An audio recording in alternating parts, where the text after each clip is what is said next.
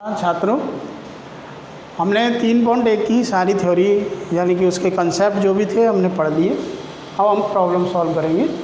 पहला क्वेश्चन है 3.1 का। एक मैट्रिक्स है, मैट्रिक्स ए बराबर ए आई जे 2 × 4 में अवयवों की संख्या। ये जो नीचे संकेत लिखा हुआ है 2 × 4, इसका मतलब है इस मैट्रिक्स में 2 पंक्ति है, 4 स्तंभ है, तो अवयवों की संख्या हो गई इसमें, अवयवों की संख्या बराबर 2 × 4 बराबर 8। ठीक है बेटा, 8 अवयव होंगे इस मैट्रिक्स को यदि बनाया जाए तो। सेकंड क्वेश्चन है, सेकंड क्वेश्चन कहता है कि एक मैट्रिक्स 4 × 4 इकाई का आप व्यू लिखिए। 4 × 4 क्रम का इकाई आप व्यू लिखिए।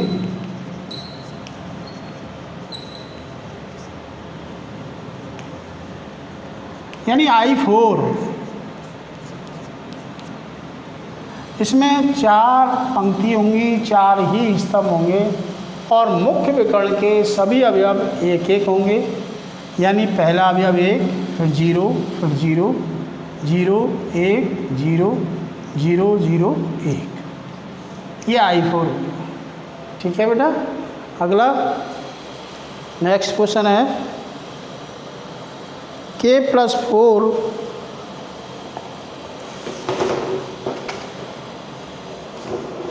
नेक्स्ट क्वेश्चन, 2 सारणिक दे रखे हैं K+4 - 1। क्वेश्चन नंबर 3, K+4 - 1 पहली पंक्ति। दूसरी पंक्ति है 3 K - 6 बराबर, बराबर का चिन्ह लगा हुआ है, A - 1 3 - 4। ये सवाल है। तो वो कह रहा है A का मान बताओ। अब 2 मैट्रिक्स कब बराबर होते हैं? 2 मैट्रिक्स बराबर होने के लिए उनकी कोटि बराबर होनी चाहिए। 2 × 2 है, इसकी भी कोटि कितनी है? 2 × 2। पहली तो है उनके क्रम बराबर, क्रम बराबर है। संगत अवयव बराबर होने चाहिए, यानी तुलना कर दो, तुलना से K+4 = A। अगला ये क्वेश्चन आ गया। अब हमें K का मान मिल जाए तो इसमें रख देंगे तो A का मान मिल जाएगा। A का मान निकालने, K का मान निकालने के लिए हम तुलना कर दें इस वाले पद की -4 से, तथा K - 6 = -4। तो K = आ गया 6 - 4। इस 6 को उधर ले गए तो K बराबर आ गया 2। K का मान समीकरण 1 में रख दो, समीकरण 1 में K का मान रखने पर तो ये हो जाएगा 2 + 4 = A। तो A बराबर 6।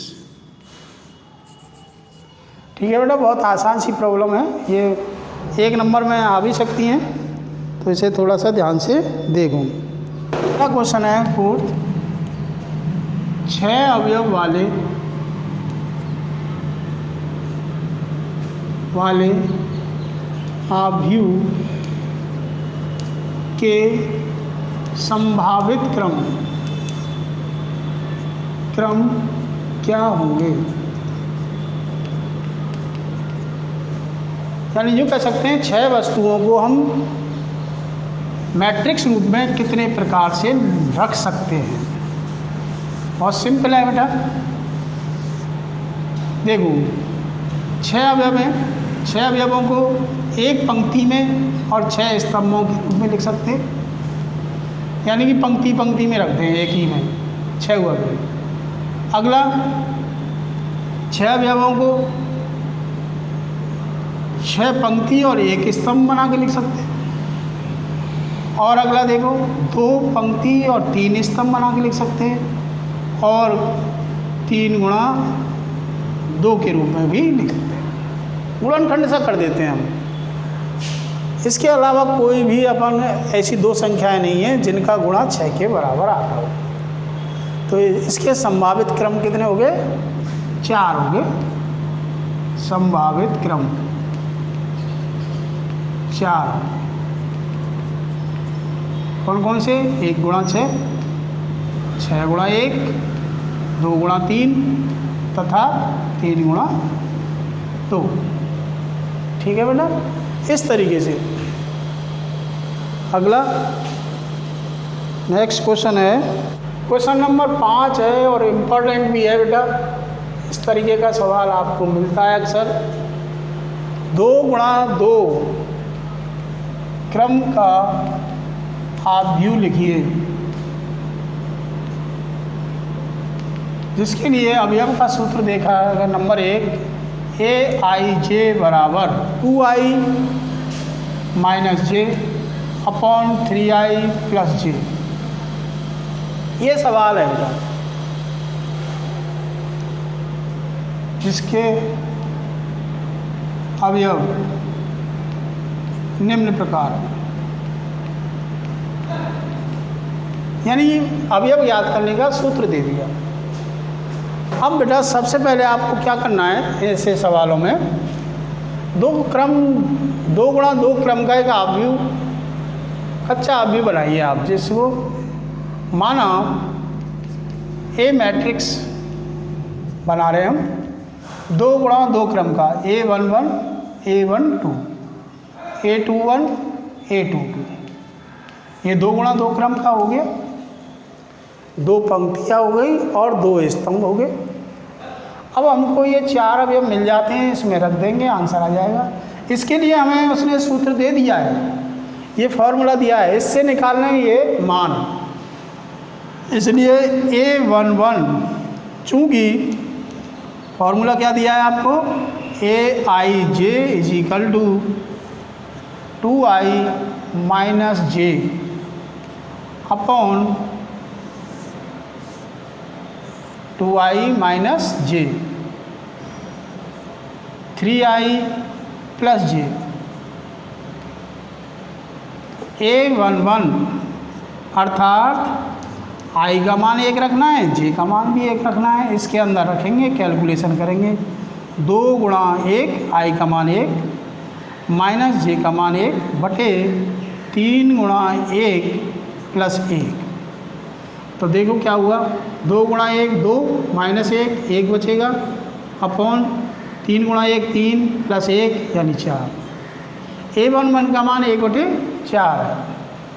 अब हम निकालते हैं हम A12 का मान। A12 अब i का मान 1, j का मान 2 रखेंगे इसी के अंदर। 2 गुणा 1 माइनस 2 बटे में 3 गुणा 1 प्लस 2, j का मान 2 रख दिया।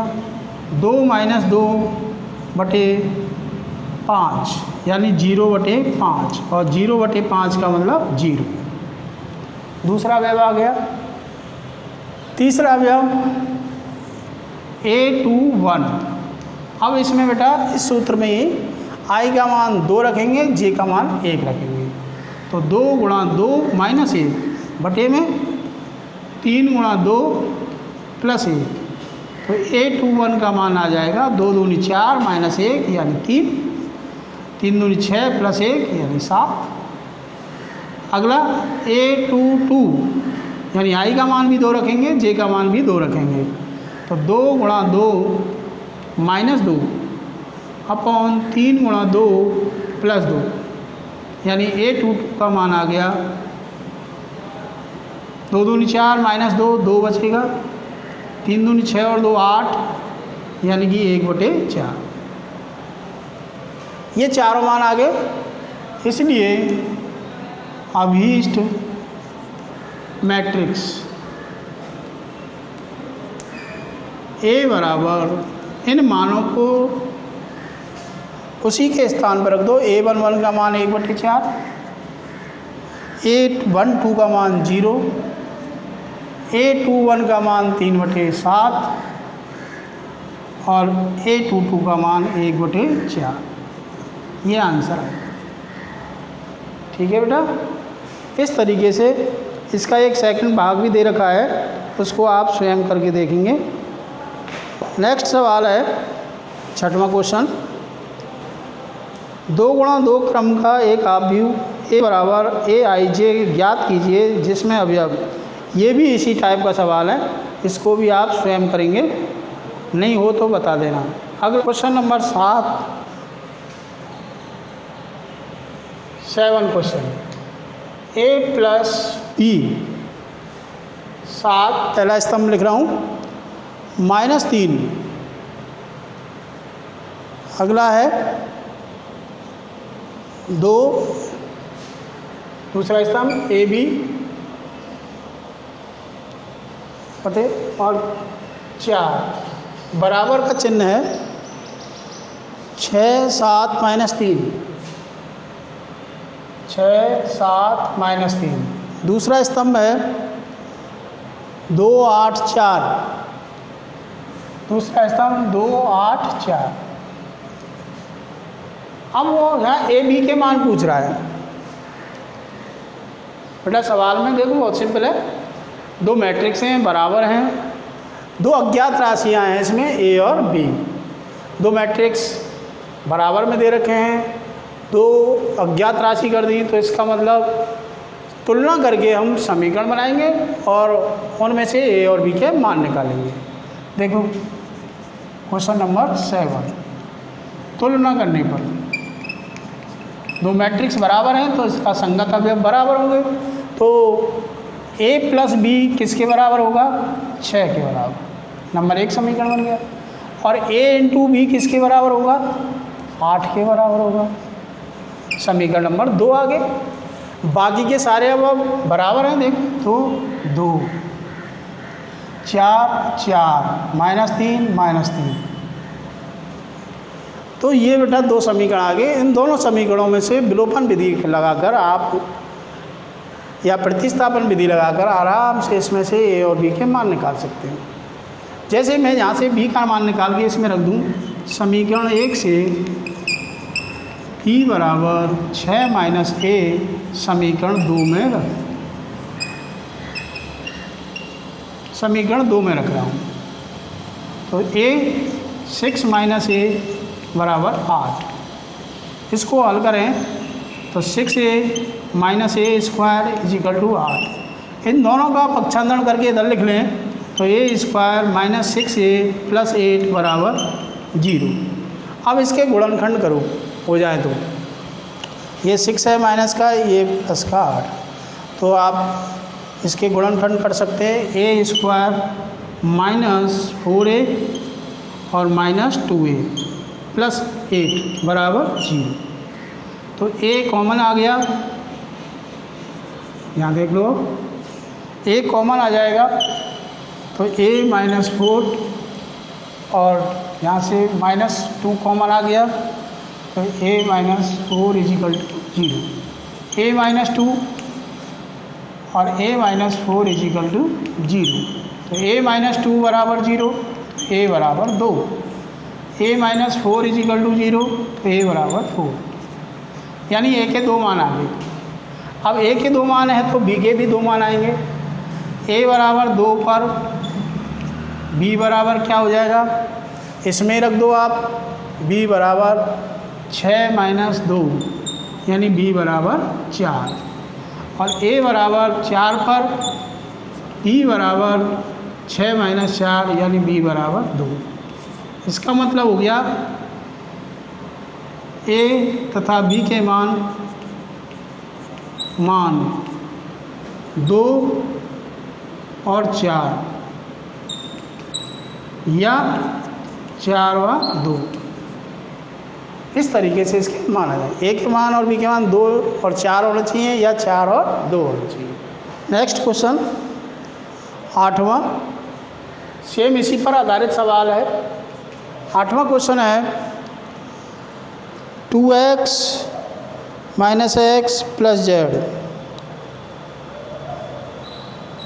2x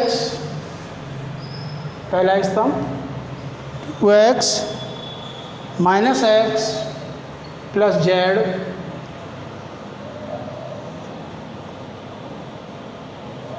दूसरा स्तंभ है 3x प्लस वाई,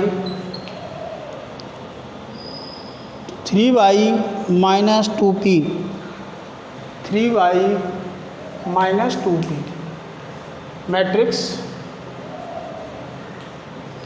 बराबर में दूसरा मैट्रिक्स दे रखा है 4 5 माइनस 4 माइनस 3, 4 5 माइनस 3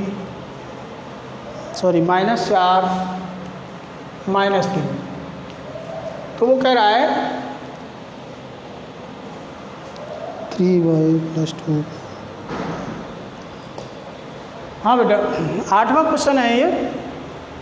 और वही दो मैट्रिक्स बराबर दे रखे हैं, आपको x का, y का, z का और p का मान ज्ञात करना है।